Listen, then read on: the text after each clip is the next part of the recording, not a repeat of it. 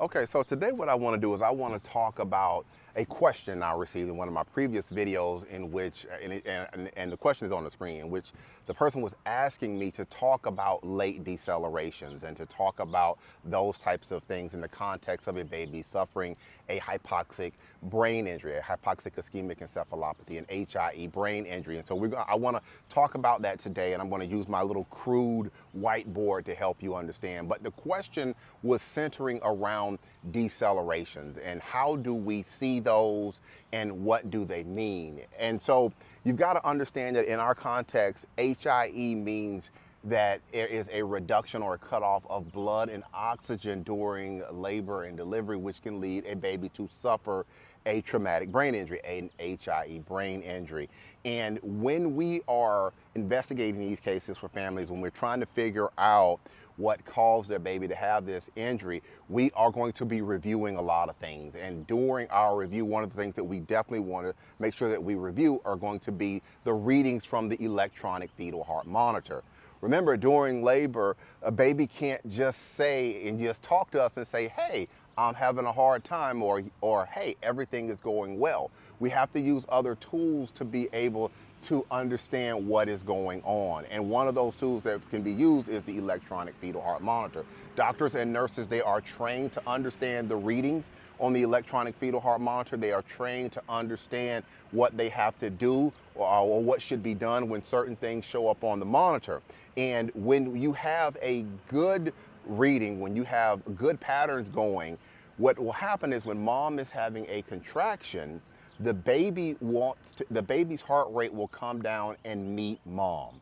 And when the contraction is over, the baby's heart rate will go back up or go back to the baseline area. So that's what you want to see in good situations. And that's one thing that you want to be able to see.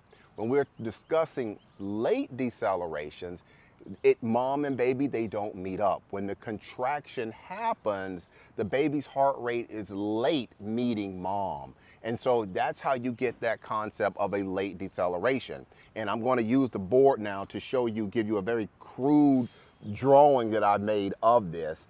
And what you can see is where I have good at the top. And when you see good, you can see that in this discussion with everything, I have the heart rate up at the top. You've got the heart rate, and there's a contraction pattern at the bottom. And if you notice, when the contraction is coming, this is the baby's heart rate is coming, it's meeting mom, and when the contraction is over, the baby's heart rate is going right on back up.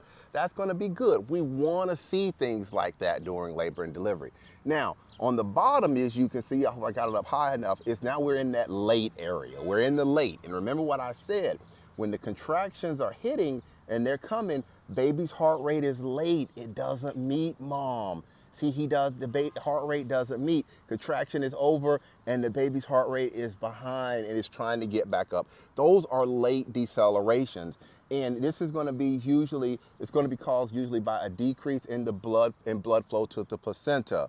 And so remember, in this context of HIE, when we're talking about HIE, it is a reduction or a cutoff of oxygenated blood getting to the baby, which can cause an HIE brain injury. Now, when it comes to late decelerations, you may see a few. You may see some during labor and delivery, and if the medical professionals, they can do certain things, they can move mom, they can do a position change, there's things that they can do, and if they resolve themselves, if the decelerations resolve themselves and everything goes on to be normal, then that's fine.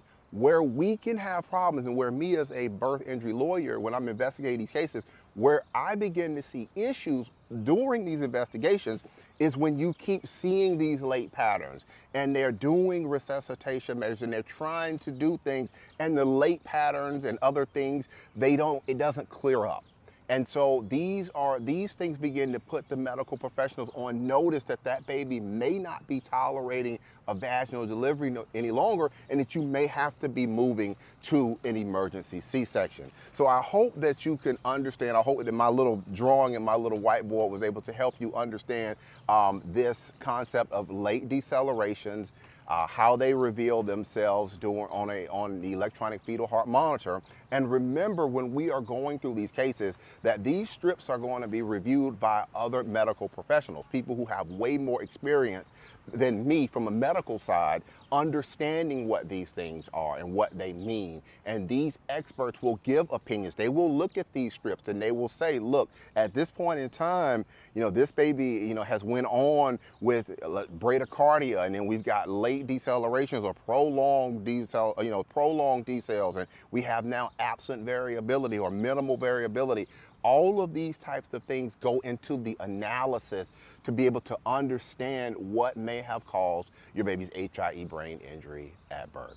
All right, so that's going to be it for today's quick educational video. Again, I'm Marcus Boston. If you have any other questions about, like I said, your baby's HIE brain injury at birth, or even a subsequent CP diagnosis, if that is something that you're dealing with from a medical legal perspective, don't hesitate to reach out and contact me. You can find out more information about me in my profile. If you're watching this video on certain apps, you can just send me a DM and we could chat a little bit about what's going on with your baby story. Or you could just wait and watch the picture that follows the end of this video.